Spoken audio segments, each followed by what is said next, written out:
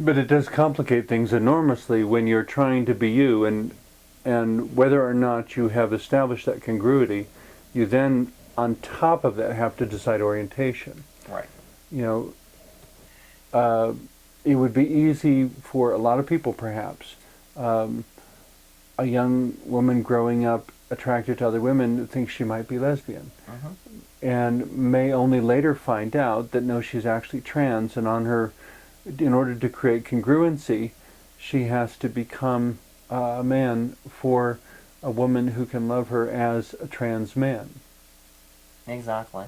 which is different than, a trans man, a trans woman. These are different than genetic men and women. Exactly. But in terms of society at large, we need to broaden our definitions so that the simple word woman includes everything from genetic to trans to intersex who define themselves as female.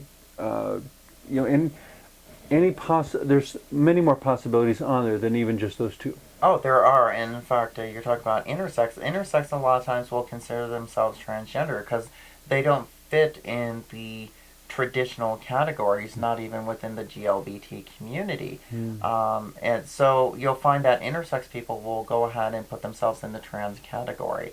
And one instance that I know about was a intersex child that was chosen their sex by their parents at birth, and it was chosen female. Mm-hmm. And growing up during the later teen years, this child who was female by the parents' choice, okay, started metamorphosizing naturally into a male to the point where she went from she to he naturally, and he couldn't even get any documentation or anything changed over because there was no path of showing that went to a psychologist or went for surgeries or whatever.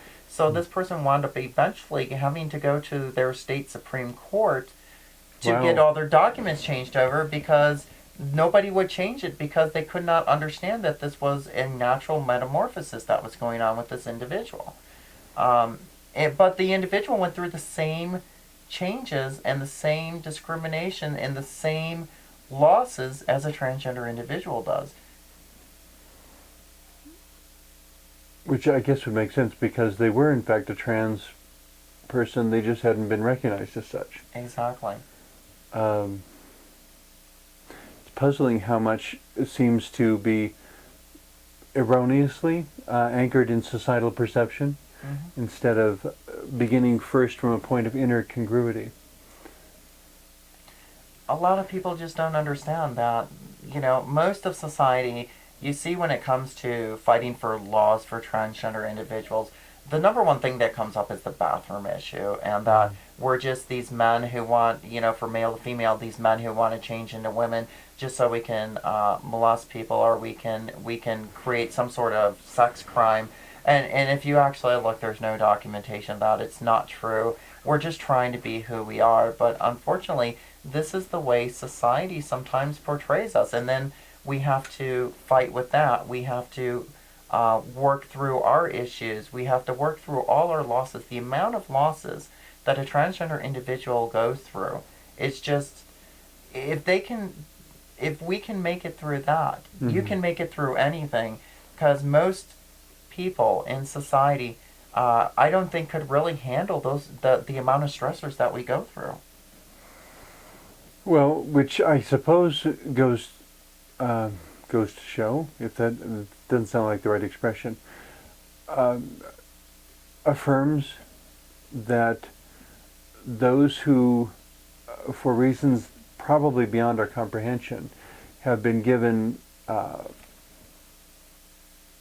paths of life or ongoing life experiences on a trans path, that when you're born a trans person and this is the life you're going to have and it's going to involve all these struggles and dealing with stresses and so forth, it takes a very unique and remarkable individual to do it at all. It takes a very strong individual because, like we were talking about, when does the person get to be me? And what happens is they're struggling within themselves to move forward with their lives, to accept themselves, to understand themselves. And then you've got all these outside forces that are giving them negatives. losing jobs, losing family members, maybe even if they had a family of their own, their kids shun away from them, they lose grandkids, you lose finances. But even the people who sound very supportive at the beginning may not be later when they themselves are confronted with a situation in which suddenly they're on the line. Exactly. My niece supported me when I told her I was transitioning. The rest of my wife's family kind of shunned away from me. Mm-hmm. My niece, though, she's been really good. She's there when she needs me. But the first time she saw me as Crystal, very difficult time for her because she thought she was prepared for it and she just was not. Mm.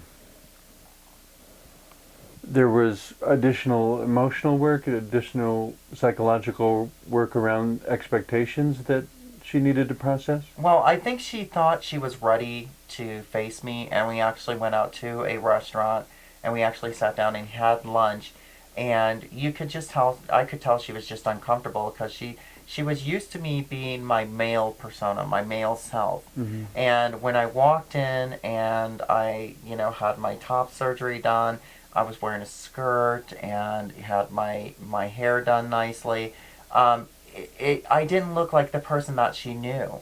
Mm. And it Or really, that she thought she knew. or that, yes, that she thought she knew. I was the same person on the inside, Mm-hmm. but physically it was a completely different person on the outside. And the only thing that really, if somebody looked at me between the way I used to look then and the way I look now, the only way they could tell it's me is through my eye color, my blue eyes. Mm-hmm. And that's how most people still identify me. I even had a high school classmate that I reunited with about a year or so ago, and the only way she actually was my high school sweetheart during high school, and the only way she could tell it was me was through my eye color. Wow. Other than that, she didn't know it was me. Wow. That must have been a bit of a shock for her, or she knew ahead of time that what to expect? No, she didn't know, but the thing was, she was very accepting. She's very open. She's married. She's got a kid, and she's a teacher, and she's wonderful. In fact, we're going to be actually seeing each other face to face here coming up this year Oh, neat. because of a 20-year high school reunion.